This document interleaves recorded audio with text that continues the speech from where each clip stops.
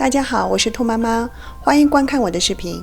今天来做一道我家几乎每周都要做的快手菜——蒜香黑椒大虾。孩子超级爱吃，方法也特别简单快手。首先呢，将虾剪去虾须，全部处理完之后再挑去虾肠，洗干净之后放在一边备用。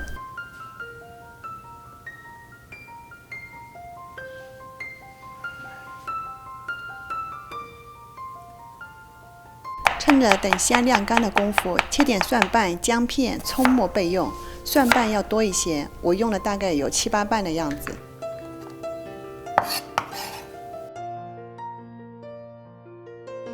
大火烧锅，倒入油，这里油也可以是黄油或者是橄榄油，油量要略多一些。这道菜呢，就是用油煎出虾的香味来。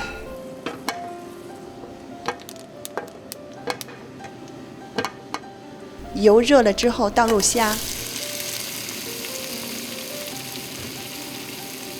煎至金黄后翻面。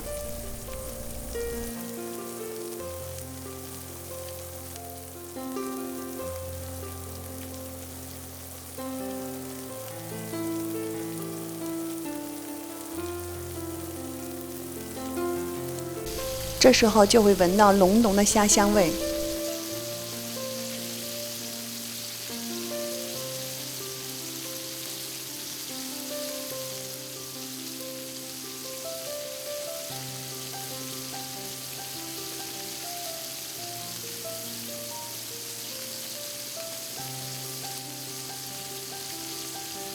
大火转中火，然后放入蒜瓣、姜片、黑胡椒、生抽、葱末、盐调味，炒几下关火盛出。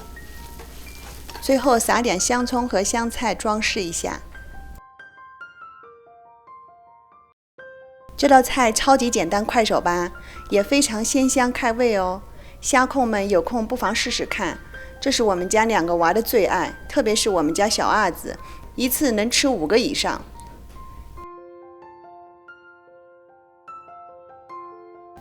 喜欢这个视频，请给我点个赞哦！感谢您的观看，我们下个视频见。